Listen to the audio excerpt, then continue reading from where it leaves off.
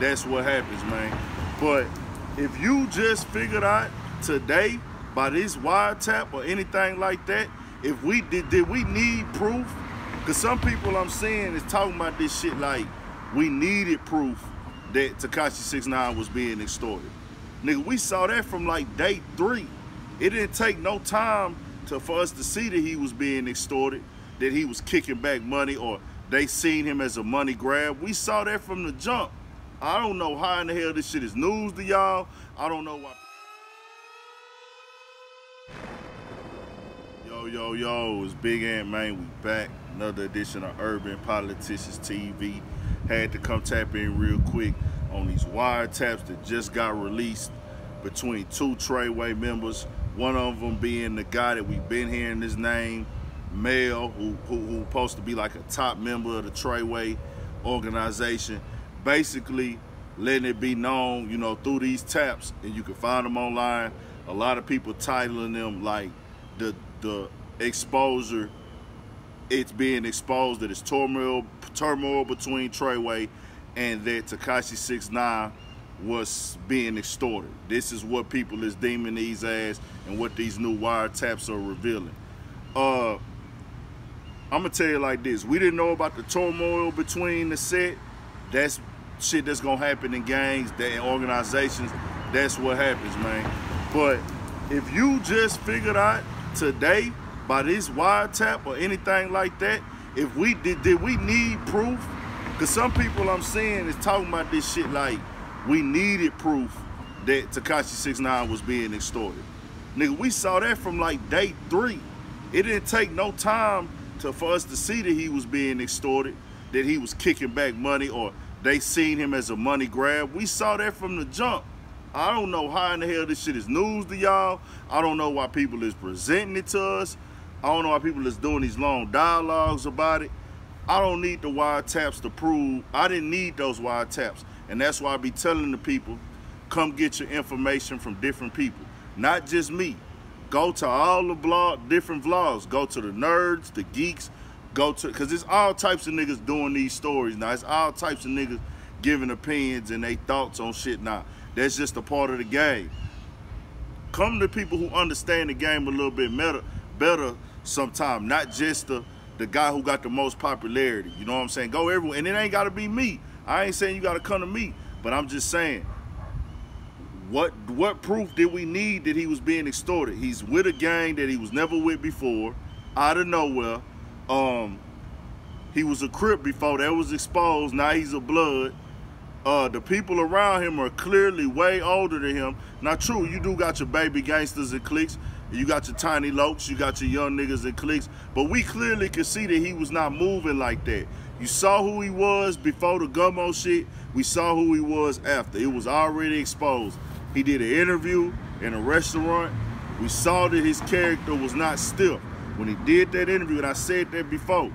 On top of that, one of the clearest ways that he was being extorted, everybody paid attention to everything that was going on with Dog. One of the clear ways that I knew he was being extorted in the beginning, I don't remember the guy's name. You know, I don't remember who he was with, like what I don't even know if he was official Treway, but he was one of their homies that came home. The dude was clearly a grown man. They said he had just did 10 years. Tekashi put him on Instagram. Yeah, man, my homie just came home, just did 10 years, man. He back on the streets, he free now. 10 years in, he back. This was when this shit first started. The nigga was grown. Like a grown nigga looking like he was 30 or late 20s or something. He said, yeah, man, my nigga just did 10. Tekashi at this time is only 21, 22. Your nigga just did 10? So that means you was 12 years old when this nigga went in? Come on, bro, this nigga's not your partner. He don't even look like he know you really. That was a clear way, like, okay, this another nigga he finna be kicking back to. Like, that's what I looked at it as. Whoever that guy was, you know, I don't know, but it was just clear, like, okay, bro, they just let you try to rip this Blood shit to the max.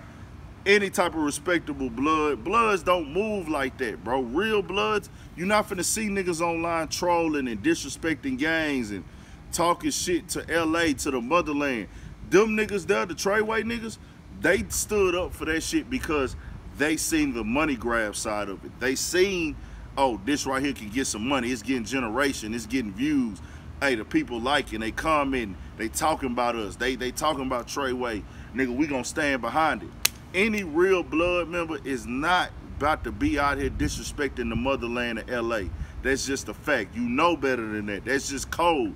And people gotta understand, just because you got respect for somebody or you have respect the way you move, I showed this nigga respect, I showed that nigga respect, that does not mean you weak. That means you got morals. You give respect to get respect. Niggas don't disrespect the motherland just like niggas don't respect New York. Only this new generation is on that bullshit like, hey, if I show a nigga some respect or I give a nigga props or I show a nigga some love, I'm weak or I'm lame. They feel like, hey, when I walk in the room, I gotta be the guy that don't speak to nobody. I gotta be the nigga that come in the room and disrespect everybody. That's how a lot of young niggas move now, because these niggas are insecure and they think that's the way to move out here, and that's the incorrect way move out here. You up here fucking up the bag. I'm talking about you having to cancel shows, cancel this event, cancel that event. You can't go here, you can't go there. They don't want to book you here, they don't want to book you there. You can't pull up to these spots because of you getting online being disrespectful. Any type of real nigga, if that nigga was a real gang member that was not bringing money in, if he was not bringing money in, they would have not allowed him to even do a third of that shit he was doing. They'd be like, nigga, you doing too much, you bringing too much attention on the gang. But because the money was there, they went for it. Now, Shotti, by listening at these wiretaps, listening to everything going on, it seemed like Shotti did have a little bit of love for Tekashi, like he fucked with him. They said he was mad on the wiretap when them niggas tried to kidnap or did kidnap 6ix9ine. You hear this right here. They sounding like they don't like how Shotti moving with Tekashi. They calling Shotti a roach. They going in on him on his taps. Like I say, y'all go listen to them taps on the other sites. I'm not gonna put them taps here.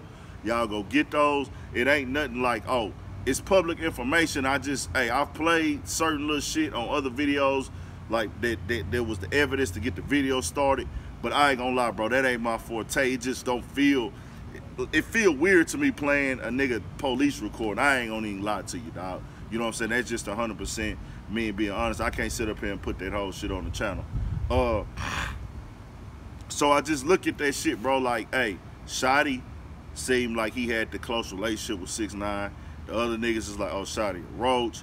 Oh, Tekashi should have went. If you listen to the taps, he says Tekashi should have went over there with somebody else, or he should have been with him and been with him, da-da-da. And that sounds like, I don't know these guys personally, and I can't speak on their character because I don't know it, but to the naked ear, this ain't no disrespect to them. They have their side of the story that I can't hear, I'm not there.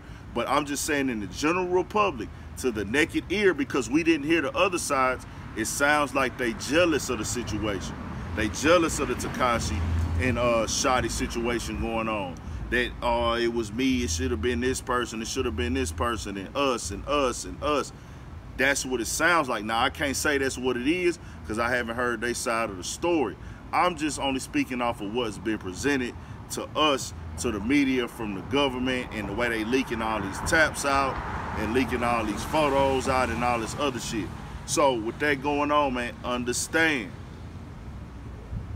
Tekashi profited from this. He chose to do this. I see people still trying to make excuses for the nigga. He chose this. He saw the money grab. He went for the money. He used this gang. He used their image to get to the top and get rich. He was with it. He was paying. Come on, my nigga. He paid somebody to shoot at somebody. He was with the shit.